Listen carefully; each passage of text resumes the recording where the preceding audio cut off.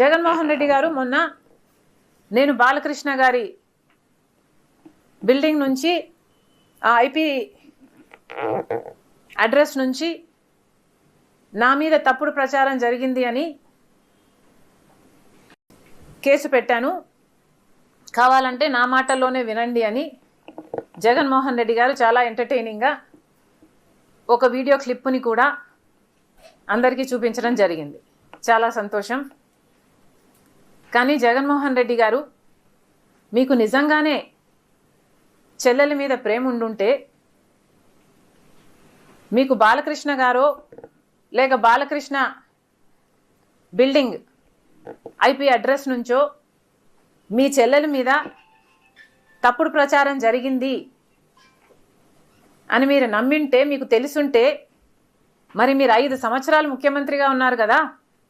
ఆ ఇష్యూ జరిగిన తర్వాత 5 సంవత్సరాలు మీరు ముఖ్యమంత్రిగా ఉండి ఏం గాడిదలు కాశారండి? ఎందుకు ఎంక్వైరీ వేయలేదు బాలకృష్ణ మీద? మీరు ఇప్పుడు చెల్లెల మీద ప్రేమ ఉన్నట్టు మీరు మాట్లాడుతున్నారే. ఏ ఇష్యూ అయితే బాలకృష్ణ బిల్డింగ్ నుంచి అప్పుడు జరిగిందో ప్రభాస్కు నాకు సంబంధం ఉంది అని, అదే ఇష్యూని గత 5 సంవత్సరాలలో మీ సైతాన్ సైన్యం మీ సోషల్ మీడియాలో మీరు వాడుకోలేదా? నేను ఏ రోజైతే కేసు పెట్టానో,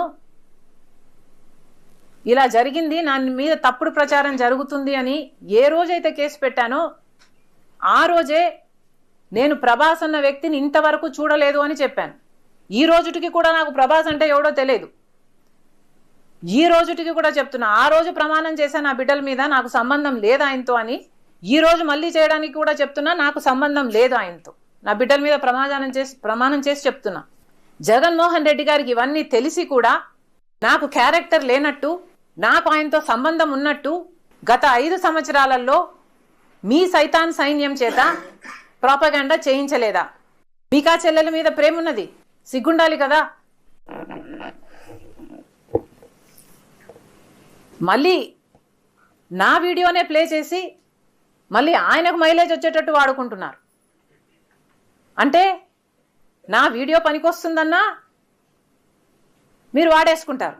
సో మీరు చెల్లెల్ని వాడేసుకుంటారు, మీరు తల్లి మీద కేసైనా పెడతారు, మీరు నాన్న పేరుని సిబిఐ ఛార్జ్ షీట్లో అయినా చేర్పిస్తారు. మీరు ఏమైనా చేయగలరు, మీకు మీరే సాటి సార్. పదేళ్ల నుంచి అదాని మీద ఏమో అక్రమం అంటే విచారణ జరగలేదు, అందరూ వాళ్ళ వైపు ఉన్నారంటారు. ఈ అంశం మీద విచారణ జరిపిస్తారు, బ్లాక్ లిస్ట్ పెడతారని కేంద్రం ఎట్లా అనుకుంటున్నారు మీరు? అదాని మోడీ ఇద్దరు ఒకటే అంటున్నారు. ఒక్కటే అంటున్నాం. అదే కదా రాహుల్ గాంధీ గారు పదే పదే చెప్తున్నది ఏమిటి? అదాని మీద ఎందుకు యాక్షన్ తీసుకోవటం లేదు? అదాని మోడీ గారి మనిషి కాబట్టే 10 సంవత్సరాలలోనే ఇంత చిటికలో పైకొచ్చినట్టు వచ్చేసాడు కదా.